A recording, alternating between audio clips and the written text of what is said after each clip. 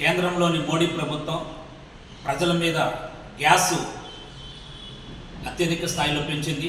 యుద్ధం కారణంగా ఈరోజు ఒక కుంటి సాకుతో భారతదేశంలోని ప్రజల మీద ఇంటి వాడే గ్యాస్ 60 రూపాయలు, వాణిజ్య గ్యాస్ 115 రూపాయలు పెంచడం, భారీ స్థాయిలో పెంచడం అనేది చాలా దారుణం.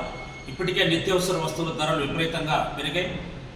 ప్రజలందరూ కూడా నిత్యావసర వస్తువుల ధరలు భరించలేక అవసరం పడుతున్న పరిస్థితిలో మరోపక్క ఈ గ్యాస్ బండ్ అనేది గ్యాస్ భారం పెరిగింది. ఇవాళ మూలిగే నక్కపై తాటికాయ పడ్డట్టు అనే చందంగా ఈరోజు కేంద్రంలోని మోడీ ప్రభుత్వం వ్యవహరిస్తూ ఉంది.